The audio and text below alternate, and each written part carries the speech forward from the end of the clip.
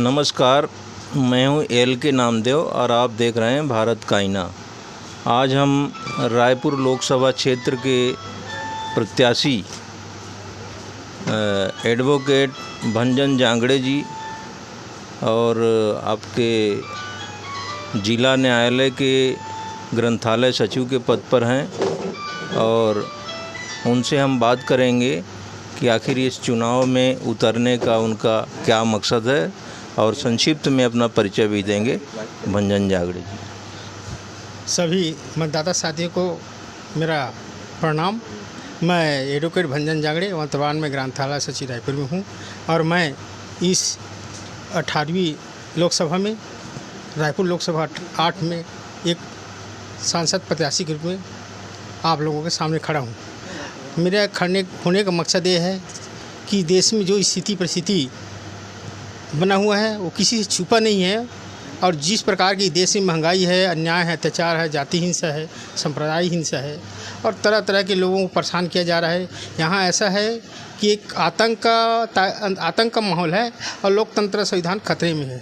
इन लोगों लोकतंत्र संविधान को ख़त्म के लोगों को हक अधिकार को ख़त्म करके ये वर्णवादी व्यवस्था लाना चाहते हैं, जिसमें तीनों वर्णों का शूद्रों का काम है तीनों वर्णों का सेवा करना।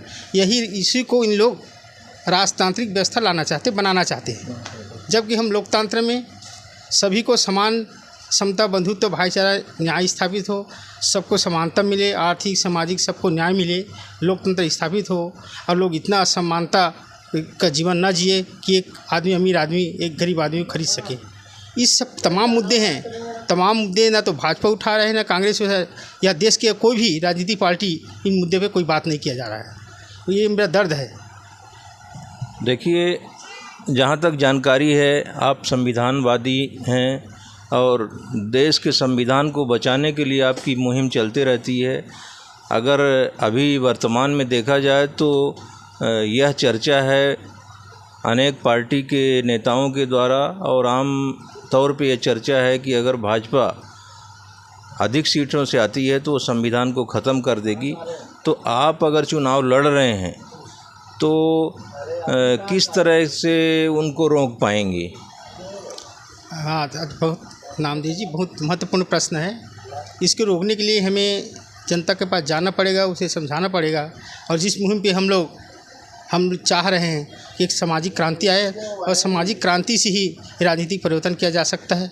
तो हम उनके किस प्रकार के सरकार क्या चाह रहे हैं, हमको किस प्रकार दास्तां की ओर ले जा रहे हैं, समाज को आर्थिक रूप से, सामाजिक रूप से और नैतिक रूप से लोगों को नैतिक पतन किया जा रहा है, मानवीय मूल्यों को ख़त्म किया जा रहा है।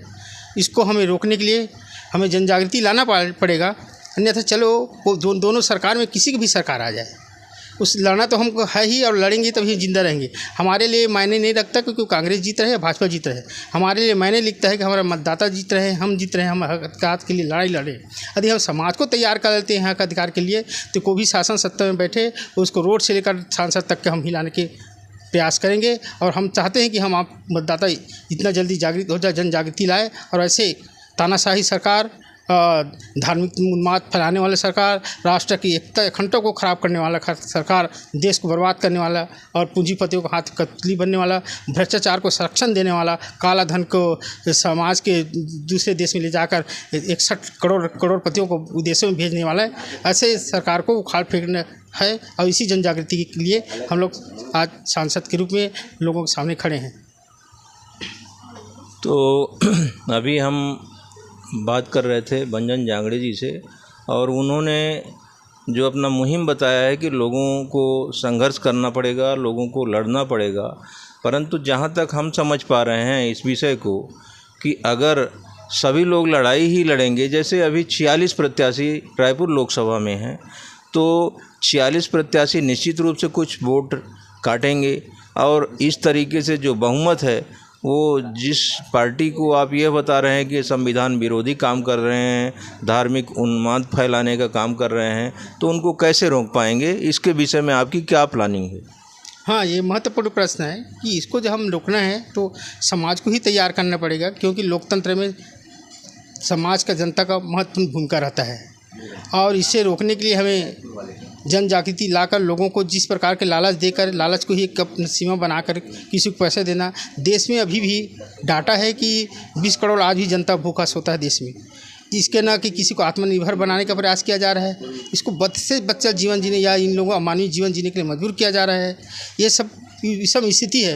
विषम स्थिति में आज से नहीं बनाया गया है देश, जब से संविधान लिखा गया और ऐसे लोगों के हाथ में आया, संविधान के विरुद्ध में लगातार काम करते रहे। संविधान एक पुस्तक की तरह, ग्रंथ की तरह रखा गया, लेकिन उसमें कोई इम्प्लीमेंट नहीं किया है। चाहे व्यवस्थापिका हो, कार्यपालिका हो, न्यायपालिका हो, प्रेस, सबको मैनेज करके पूंजीवादी अपने परिवारवाद को और सब तंत्र में देखें तो उन्हीं लोग बैठे हुए शासन के राजतंत्र की तरह, राजा की तरह काम कर रहे हैं। यहाँ लोकतांत्रिक व्यवस्था नहीं है और इसका नींव हम लोगों ने लंबे समय से मजबूत है। इनको जो शोषक वर्ग है, इनको जड़ मजबूत है और इस मजबूती को आज इस पैमाने पे हो गए खुलेआम हमको लोकतंत्र को और आम लोगों को चुनौती दे रहे हैं और संविधान के विरुद्ध में काम करें। तो इसे यही है कि मैं चाहूँगा जनता के जन आंदोलन चले या जनमानस तक हमारे विचार चले जाए, या हम लोग जो चाहते हैं या समाज के क्या तकलीफ वो यदि समझ जाए तो अवश्य ऐसे लोगों को कोई जगह नहीं है। क्योंकि न तो जिन लोगों ने सांसद में भी हम रायपुर में लेते हैं, जिनका न तो रायपुर लोकसभा लेते हैं, न तो जिनका 2% वोट है, न जिनके समाज तकलीफ है, न तो अन्याय अत्याचार से शिकार होता है, ऐसे लोग उनके हमारे सांसद बनेंगे या हमारे जनता का सांसद बनेंगे, बड़ी दुर्भाग्य होगा। और जिनका शोषक वर्ग है, जिनको वास्तविक अन्याय अत्याचार हो रहा है, जिनको भूखमरी, गरीबी और हर बेरोजगारी से मर रहे, वो समाज वहाँ जाकर अपनी बातों को नहीं रखेंगे, अपने लिए प्लान नहीं बनाएंगे, तो कैसे अर्थव्यवस्था समाज कैसे सुधरेगा। बड़ा दुर्भाग्य होगा कि हमारे अभी रायपुर लोकसभा में यदि दोनों जो भाजपा कांग्रेस प्रत्याशी बनाए हैं, ऐसे समाज के ऐसे लोग शोषक वर्ग जीत जाते हैं तो लोकतंत्र नहीं, लोकतंत्र हत्या होगी। तो आपका ये लोकसभा निर्वाचन क्षेत्र में जगह जगह जो लोगों को जागरूक करने की मुहिम है, दौरा करना है, बहुत अच्छी बात है कि एक बहुत बुद्धिजीवी वर्ग जो वकालत के पेशा से है और वो इस मैदान में उतरा है, तो निश्चित रूप से कुछ सोच विचार करके उतरे होंगे। तो जागरूकता के लिए आपका क्षेत्र में दौरा, लोगों का सहमति और किस तरीके से आपको समर्थन मिल रहा है, इसके बारे में बताएं। समर्थन तो जितने पढ़े लिखे लोग हैं, बुद्धि वर्ग है, तो उनसे 100% समर्थन मिल रहा है। अब रहा बात देश के मतदाता जो है, आधे से ज़्यादा आबादी पढ़ी लिखी नहीं है, उसे सिंबल का भी समझ नहीं है। उसे पूर्व से 50, 70, 78 साल से जो एक ही सिंबल देख रहे हैं वही से नज़र आता है। उसे नैतिकता या किस प्रकार क्या है उसे कोई मतलब नहीं, वो अपने भाग्य भगवान पे खड़ा हुआ है। तो समाज को इसके लिए हम सबको जो शिक्षित वर्ग है, जो पढ़े लिखे जो समझते हैं, उनको भी मेरे साथ देना पड़ेगा और समाज के साथ जाना पड़ेगा। हमको लीडरशिप उनमें से ही तैयार करना पड़ेगा, उनके अपने हक अधिकार के लिए उनको आगे लाना पड़ेगा। तभी हम इस 18वें लोकसभा का जो महासमर ये पर्व है उसे हम सफल बना पाएंगे। बहुत बहुत धन्यवाद भंजन जांगड़े जी। आप देख रहे हैं भारत कायना यूट्यूब चैनल और आपसे निवेदन है चैनल को सब्सक्राइब करें और हमारे भंजन जी जांगड़े का जो विचार है उसको जन जन तक पहुंचाने के लिए वीडियो को अधिक से अधिक शेयर करें, लाइक करें और सब्सक्राइब करें। धन्यवाद।